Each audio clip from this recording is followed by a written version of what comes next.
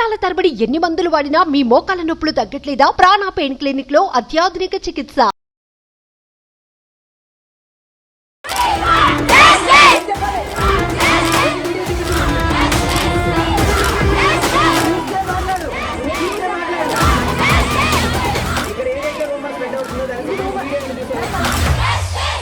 Welcome to Suman TV. నేను మీ Suman TV. Gudlavalleru engineering కాలేజీలో జరిగినటువంటి ఇన్సిడెంట్కి సంబంధించిందే ఇప్పటికే పిల్లలు భయాందోళనలో ఉన్నారు, కొంతమంది డైలమాలో ఉన్నారు, కొంతమందికి కెరీర్ అకాడమిక్ పాయింట్లో కనుక చూస్తే ఏ విధంగా ఉంటుందో అనుకున్నటువంటి ఆలోచనతో చాలామంది ఒక చిన్నపాటి ఆందోళనలో అయితే ఉన్నారు. డెఫినెట్గా, నో డౌట్. అలాంటి సందర్భంలో డిపార్ట్మెంట్లో ఉండేటువంటి వాళ్ళు ఏం చేయాలి? నిదానంగా ఫ్రెండ్లీ పోలీసింగ్ పేరుతోటి అది చెయ్యొద్దు, ఇది చెయ్యొద్దు, ఈ విధంగా ఉండండి అని చెప్పి ముందుకు తీసుకువెళ్లాల్సినటువంటి బాధ్యత, భరోసా ఈ రెండు డిపార్ట్మెంట్ పాయింట్ ఆఫ్ వ్యూ నుంచి చూసేటప్పుడు డెఫినెట్గా ఉండాలి. అది అవసరం కూడాను. అలాంటిదే డిపార్ట్మెంట్లో ఉండేటువంటి ఒక్కొక్క లేడీ పోలీస్ మాట్లాడినటువంటి మాటలు, అనుచిత వాక్యాలు, దురుసుగా ప్రవర్తించినటువంటి తీరు చూస్తే ఎవరికైనా సరే కోపం డెఫినెట్గా వస్తుంది. ఎందుకు రాదు? సో అలాంటి ప్రవర్తన ఎప్పటికైనా సరే డిపార్ట్మెంట్లో ఉండే వాళ్ళకైనా సరే లేదు అనుకుంటే ఇలాంటి సందర్భంలో కన్సర్న్ చూపించి ప్రేమతో దగ్గర తీసుకొని ఒక భరోసా కల్పించాల్సినటువంటి డిపార్ట్మెంట్లో ఉన్నటువంటి ఒక మనిషే ఆ విధంగా బిహేవ్ చేసినప్పుడు ఎవరికైనా సరే, అంటే ఇవాళ నేను స్పందించడం అనేదే కాదు, ప్రతి ఒక్కరూ దీనిపై స్పందించారు. చంద్రబాబు నాయుడు గారు కూడా స్పందించడం జరిగింది. సో దీని వెనక ఏం జరిగింది ఏంటి అనేది ఈరోజు మనతో పాటు హైకోర్టు అడ్వకేట్ రవీంద్రనాథ్ ఠాగూర్ గారు ఉన్నారు. సో ఆ విధంగా ఒక పోలీస్ డిపార్ట్మెంట్లో ఉండేటువంటి ఒక పర్సన్ ప్రవర్తించడం అనేది కరెక్టా కాదా, దీనికి సంబంధించినటువంటి వాటిల్లో ఎలాంటి రైట్స్ నిజంగానే డిపార్ట్మెంట్ వాళ్ళకు ఉంటుంది, ఇలాంటి ఇన్సిడెంట్స్ డీల్ చేసేటప్పుడు ఎంత సభ్యతా సంస్కారంతో ఉండాల్సినటువంటి అవసరం, బాధ్యత ఉంది అనేది ఈరోజు మనతో పాటు ఉన్నటువంటి రవీంద్రనాథ్ ఠాగూర్ గారు మాట్లాడి తెలుసుకుందాం. Hello sir. హాయ్ అండి నాగరాజ్ గారు. సార్, అదే ఆ వీడియో చూస్తే నాకే తెలియనటువంటి కోపము, రకరకాలైనటువంటి ఎక్స్ప్రెషన్స్ వచ్చాయి నాకు. ఎందుకంటే పిల్లలు ఈ టైంలో కోరుకునేది ఏంటిది? వాళ్ళకి కావాల్సింది భరోసా, ప్రేమ. ఎందుకంటే మా జీవితాలు ఏ విధంగా ఉండిపోతాయో, ఇప్పుడు ఎవరెవరికి ఏ బయట వీడియోస్ వెళ్ళాయా లేదా అనేటువంటి రూమర్స్ ఉన్నాయి. దాంతోపాటు career academy point of view నుంచి చూసేటప్పుడు తర్వాత ఏ విధంగా ఉంటుందో అనుకున్నటువంటి డైలమాలో ఉన్నారు. కన్ఫ్యూషన్ కూడా ఉంది. ఈవెన్ పేరెంట్స్కి కూడా తర్వాత ఏమవుతుంది అనేటువంటి ఆలోచన కూడా ఉంది. ఈ సమయంలో ఒక్కొక్క డిపార్ట్మెంట్ విమెన్గా ఉండి కూడా బెదిరించి మాట్లాడటం అనేది ఎంతవరకు కరెక్ట్? ఫ్రెండ్లీ పోలీసింగ్ అంటే ఇదేనా? ఏం చెప్తారు? మీకు బుద్ధి ఉందా? మీకు బుద్ధి ఉందా? అసలు మీ దగ్గర ఎవిడెన్స్ ఉన్నాయా? మీ దగ్గర ప్రూఫ్స్ ఉన్నాయా? ఏమున్నాయి మీ దగ్గర? ఎందుకు గొంతు చుచ్చుకొని అరుస్తున్నారు ఇక్కడ? మీరు మాకేం పని పాటలేదు అనుకుంటున్నారా? వర్షంలో ఎండ మేము ఇక్కడ తిరుగుతున్నాం, పోయి 3 రోజులు తిండి తెప్పలేకుండా తిరుగుతున్నాం పోయి. ఇక్కడ మీరు చేసే పని ఏంటి అసలు? మీ దగ్గర ఎవిడెన్స్ ఉందా? మీ దగ్గర బుద్ధి ఉందా అసలు? మీకేమన్నా మీ దగ్గర ఉంటే చూపించండి మాకు ఎవిడెన్స్లు. మీకంటే దగ్గర ఎవిడెన్స్ ఉంటే మాకు, మీకంటే పర్పస్ ఉంది. మాకు ఏముంది ఇక్కడ? తిండి తిప్పలు లేకుండా 3 రోజులు ఇక్కడ మేము తిరుగుతున్నాం. ఇది ఒక మహిళా ఆఫీసర్ గుడ్లవల్లేరు ఇంజనీరింగ్ కాలేజీలో నిరసన తెలుపుతున్నటువంటి అమ్మాయిల మీద దురుసుగా ప్రవర్తిస్తున్నటువంటి మాటలు. పాప అభంశుభం తెలియదండి నాగరాజ్ గారు. పిల్లలకి ఇప్పుడే వాళ్ళు టీనేజ్ దాటి అడాల్సెన్స్లోకి వస్తున్నారు. వాళ్ళకి అంత భయభ్రాంతులకు గురి చేసేటట్టుగా వాళ్ళని ఏదో ఒక మాటలతోటి, వాళ్ళకి తన చేష్టలతోటి భయభ్రాంతులకు గురి చేసేటట్టుగా ఒక మహిళా పోలీస్ ఆఫీసర్, ఒక ఎస్ఐ, ఆ క్లిప్పింగ్, ఆడియో క్లిప్పింగ్ బయటకు వచ్చింది సోషల్ మీడియాలో. అది వింటుంటే ఎంత అసహ్యం వేసిందంటే పోలీస్ వ్యవస్థ మీద మనకి. అసలు ఫ్రెండ్లీ పోలీసింగ్ అనే వ్యవస్థను ప్రవేశపెట్టిందే చంద్రబాబు నాయుడు గారు ఉమ్మడి ఆంధ్రప్రదేశ్లో ఉన్నప్పుడు. అసలు ఆ వ్యవస్థను స్టార్ట్ చేసినటువంటి అతను ఈరోజు ముఖ్యమంత్రిగా ఉన్నటువంటి హయాంలో ఒక పోలీస్ ఆఫీసర్, ఒక సబ్ ఇన్స్పెక్టర్, ఒక మహిళా ఉద్యోగి, అది కూడా ఆవిడ విద్యార్థులు నిరసన తెలుపుతుంటే వాళ్ళ గొంతు నొక్కే ప్రయత్నంతో, అంటే ఫ్రెండ్లీ పోలీస్ అనే దానికి అర్థం లేకుండా ఆవిడ కూడా ఒక మహిళే. ఎందుకు నిరసన తెలుపుతున్నారు? 300 వీడియోలు బయటకు వెళ్ళాయని, మా యొక్క భద్రత, మా యొక్క సీక్రసీ, మా యొక్క ప్రైవసీ బయటకు పోయిందని వాళ్ళు గొంతు చించుకుని అరుస్తుంటే, అదే రోజు నాడు నెక్స్ట్ డే వచ్చినప్పుడు ఎస్పీ గారు ఇక్కడ ఏమీ లేదని చెప్పడం, మహిళా పోలీస్ ఆఫీసర్లు ఇక్కడ అరవడం. ఏం చెప్తున్నారు? పోలీస్ వ్యవస్థ మీద ప్రజలకు ఉన్నటువంటి ఆ కొద్దిపాటి నమ్మకాన్ని కూడా వమ్ము చేసుకోవడం కాకపోతే మరేం చెప్పండి? మహిళా పోలీసులు ఒక బృందాన్ని ఏర్పాటు చేశారు. ఏర్పాటు చేసినప్పుడు విద్యార్థుల్ని ప్రేమపూర్వకంగా మాట్లాడడం. అసలు ఏం జరిగింది?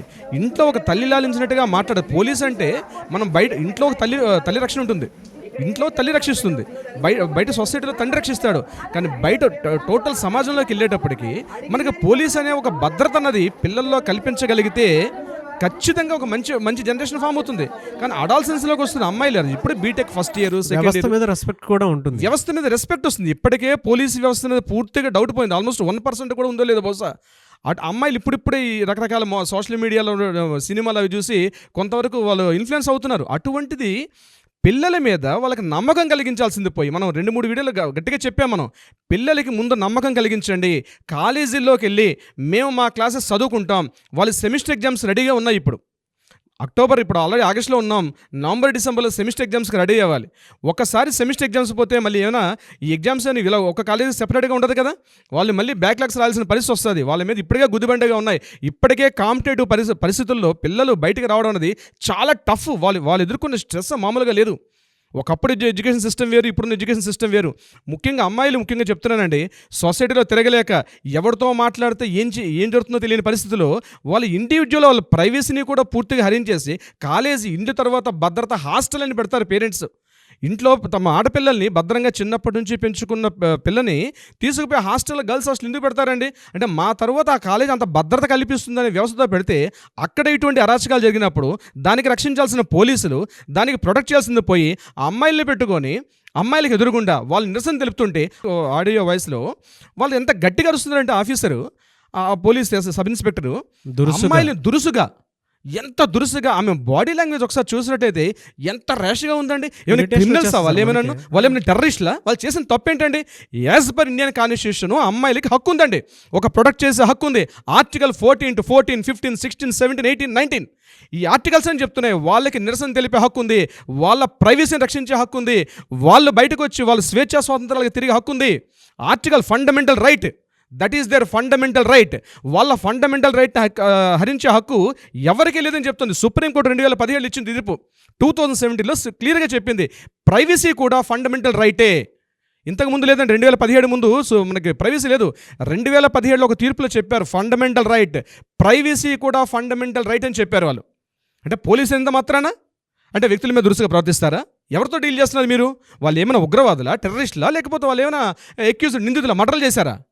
నిరసన తెలుపుతుంటే ఒక సాధారణ మన ఇంటి చెల్లైలండి వాళ్ళు, మన చెల్లైలు, మన ఆడపడుచులు, మన తోటి ఆడపిల్లలు, వాళ్ళు వీళ్ళతో మాట్లాడాల్సిన పద్ధతి అదే. డైరెక్ట్గా చంద్రబాబు నాయుడు గారు స్పందించారు, అతను మళ్ళీ అమ్మాయిని ఎవరైతే ఆఫీస్ ఉన్నారో వేకేట్ మీద పంపించారు. అది కాదు జరగాల్సింది. చాలామంది పోలీసులు నాట్ ఓన్లీ మనకి ఆడియో క్లిప్ బయటకు వచ్చింది కూడా సరిపోతుంది, కానీ అమ్మాయిలు భయభ్రాంతులు గురైనారు. ఈరోజు వాళ్ళు ఎవరితో మాట్లాడంటే భయం, వాళ్ళు ఈవెన్ వాళ్ళ పేరెంట్స్తో కూడా మాట్లాడే భయం ఎక్కడ, ఎందుకంటే ఈ ఫోన్స్ ఎవరు ట్యాపింగ్ చేశారో. ఇప్పుడు పోలీసు వ్యవస్థ ఎంటర్ అయిన తర్వాత ప్రతిదీ భయంగా ఉన్నారు వాళ్ళు. ఈ ఇష్యూకి సంబంధించి రాష్ట్ర ప్రభుత్వం చాలా ప్రతిష్టాత్మకంగా తీసుకున్నారు, చాలా హోందాతనంగా ప్రవర్తిస్తున్నారు. ఒక ముఖ్యమంత్రి స్థాయిలో ఆయన ప్రవర్తిస్తున్న తీరు, ఎందుకంటే ఒక అనుభవజ్ఞుడైన ఒక ముఖ్యమంత్రి ఎలా ప్రవర్తించాలో అలా ప్రవర్తిస్తున్నారు.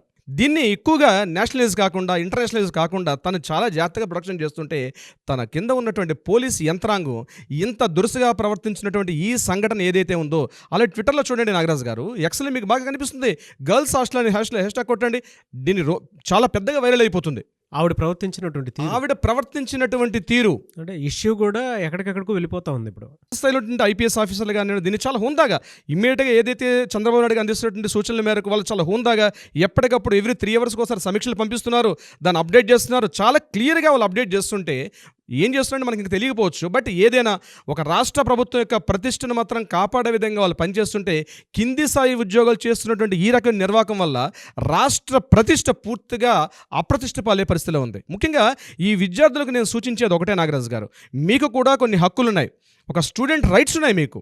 ఎవరైనా పోలీస్ అధికారి మిమ్మల్ని కానీ ఇట్లా భయపడినా, మిమ్మల్ని దౌర్జన్యం చేసినా, మిమ్మల్ని కొట్టినా సెక్షన్ 166 ఏముంది మీకు అప్రయత్నంగా ఎటువంటివి లేకుండా గట్టిగా మీతో గట్టిగా మాట్లాడినా సరే మీరు ఉన్నతాధికారులు మీరు వాళ్ళ మీద కంప్లైంట్ చేయొచ్చు. సెక్షన్ 166 పోలీస్ అధికారుల యొక్క అధికార దుర్వినియోగం నిరసనకారుల మీద కావచ్చు, వ్యక్తిగతంగా కావచ్చు, మీకు వితౌట్ ఏం లేకుండా మిమ్మల్ని గట్టిగా కొట్టినా, మీతో గట్టిగా వాదన చేసినా, ఎటువంటి ఆర్గ్యుమెంట్స్ చేసినా సెక్షన్ 166 ఉంది. అయితే మీరు అనుకోవచ్చు ఈ సెక్షన్స్ ఉన్నాయండి, మాకెలా తెలుస్తాయి, మేము ఎలా అప్రోచ్ కావాలని.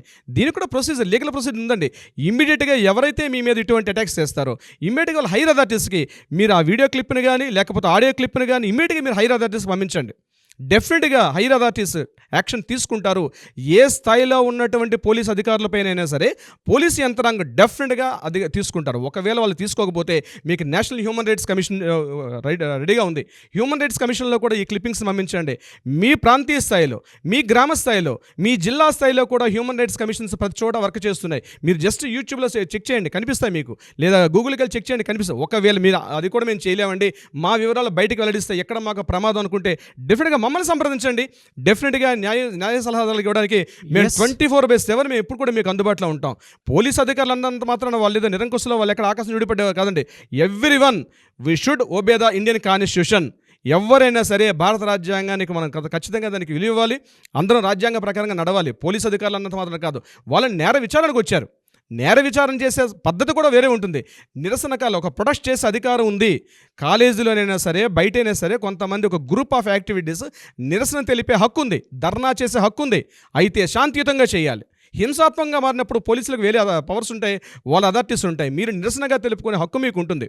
పోలీస్ అధికారులు మీ మీద దౌర్జన్యం చేసినప్పుడు కూడా వాళ్ళ మీద కూడా చర్యలు తీసుకునే హక్కు మీకు ఉంటుంది. ఈ సంఘటన ఎక్కడైతే జరుగుతుందో గుడ్లవల్లేరు ఇంజనీరింగ్ కాలేజ్ సంబంధించి, అక్కడ మహిళలైనా బయట వాళ్ళైనా మీకు ఇటువంటి ఏదైనా దాడులు కానీ లేకపోతే ఎవరైనా ఒత్తిళ్లు కానీ మీరు గురైనట్లయితే మీకు ఫండమెంటల్ రైట్స్ ఉన్నాయి. It's a fundamental right. ఒక 6 ఫండమెంటల్ రైట్స్లో మీ వ్యక్తిగత స్వేచ్ఛకు భంగం వాటిల్లేటట్టుగా ఏమైనా ఉంటే డెఫినెట్గా మీరు న్యాయపరంగా వాటిని సలహాలు పొందొచ్చు. న్యాయపరంగా మీరు పరిహారం కూడా పొందే అవకాశం ఉంటుంది. మీకు న్యాయ వ్యవస్థకి, జ్యుడిషియరీకి అందజేయడానికి మేము మధ్య వారధిగా మేము ఉన్నాం. డెఫినెట్గా మేము ఒక వారధిగా పనిచేస్తాం కూడా.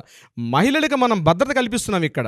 న్యాయపరంగా వ్యక్తిగత స్వేచ్ఛ, గోప్యత, భద్రత వీటికి సంబంధించి న్యాయపరంగా ఉన్నటువంటి సెక్షన్స్ ఉన్నాయి, ఆర్టికల్స్ ఉన్నాయి. దీనికి ఆర్టికల్స్ 19 పూర్తిగా మనకి ఆర్టికల్ 21, ఆర్టికల్ 19, 21 మీ యొక్క ధర్నాలు చేసుకునే హక్కు కానీ, మీ నిరసన తెలిపే హక్కు కానీ, మీ వ్యక్తిగత స్వాతంత్ర్యాన్ని హరించే హక్కు ఎవరికీ లేదు. మీ వ్యక్తిగత స్వాతంత్ర్యం ఉంది, వ్యక్తిగత స్వేచ్ఛ ఉంది. It's a fundamental right. Fundamental rights ఉన్నాయి 6. ఒక్కొక్క సెక్షన్, ఒక్కొక్క ఆర్టికల్ మీద మీకు కనీసం ఒక 1000 పేజీలు ఉంటుంది.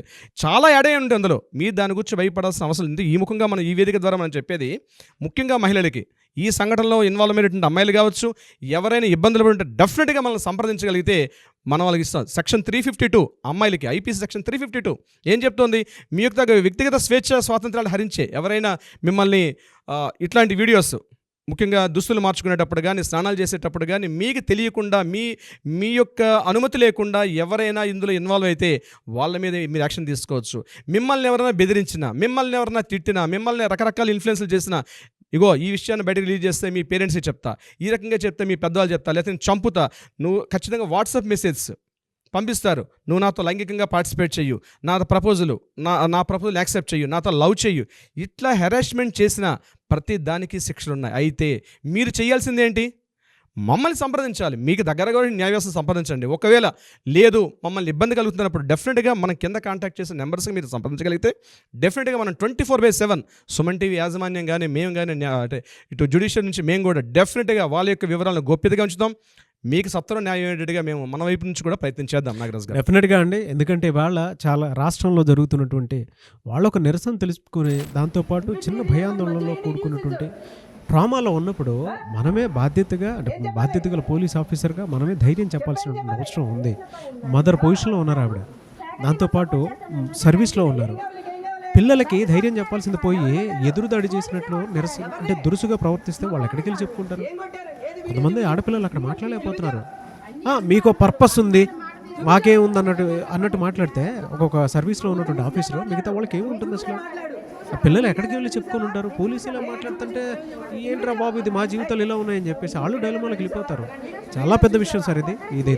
దీనికి సంబంధించినటువంటి వాటిల్లో చంద్రబాబు నాయుడు గారు స్పందించినటువంటి తీరు చాలా హుందాగా ఉందని చెప్పేసి మనం మాట్లాడుకోవాలి. అట్ ది సేమ్ టైం ఎవరికైనా సరే మీరు ఇందాక లాస్ట్లో ఒక మాట చెప్పడం జరిగింది. మీకు ఏదైనా ప్రాబ్లం ఉంది అనుకున్నప్పుడు వెంటనే స్క్రీన్ మీద మా కాంటాక్ట్ నెంబర్ కనిపిస్తుంది, రవీంద్రనాథ్ ఠాగూర్ గారి కాంటాక్ట్ నెంబర్ కనిపిస్తుంది. న్యాయపరంగా మీకు ఎటువంటి రైట్స్ ఉన్నాయో కనుక్కోవడానికైనా సరే, లేదంటే దాని పరంగా మీరు ముందుకు వెళ్ళాలి అనుకున్నా, లేదు కేసుకు సంబంధించి ఏదైనా ఛేదించాలి అనుకున్నా కూడా డెఫినెట్గా మీతో పాటు మేము రావడానికి రెడీగా ఉన్నాం. కాబట్టి ఆసక్తి కలిగిన వారు స్క్రీన్ మీద కనిపిస్తున్న నంబర్కి సంప్రదించండి. అండ్ ఎనీవేస్ థ్యాంక్ యూ అండి. Thank you so much sir. Thank you so much Nagaraju గారు.